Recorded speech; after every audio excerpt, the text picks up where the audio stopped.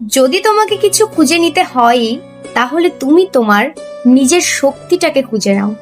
কারণ তোমার ত্রুটিগুলো ধরার জন্য মানুষ তো আছেই।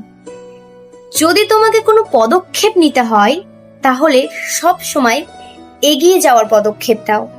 কারণ তোমাকে টেনে নিচে নামানোর জন্য মানুষ তো আছেই। যদি স্বপ্ন দেখো, তাহলে অনেক উঁচু স্বপ্ন দেখো, কারণ নিচে নামানোর জন্য মানুষ তো আছেই।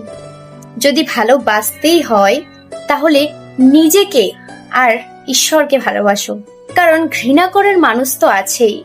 আমাদের সবসময় সঠিক ভালো কর্মটাই করা উচিত।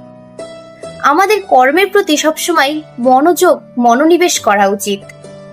আমাদেরকে কঠোর পরিশ্রম করতে হবে, ভগবানকে ভালোবাসতে হবে। মানুষ আমাদের অপমান করবে, ঘৃণা করবে, টেনে নিচে নামানোর চেষ্টা করবে, কিন্তু তাতে হার মেনে গেলে হবে না। আমাদের সর্বদাই নিজের লক্ষ্য স্থির রেখে এগিয়ে যেতে হবে। কারণ তুমি জীবনে যত নিজের উন্নতির পথে এগিয়ে যাবে, তত তুমি এই সকল কিছু উপহার পাবে। বাস্তব কথাগুলো কেমন লাগলো অবশ্যই জানিও। হরে কৃষ্ণ।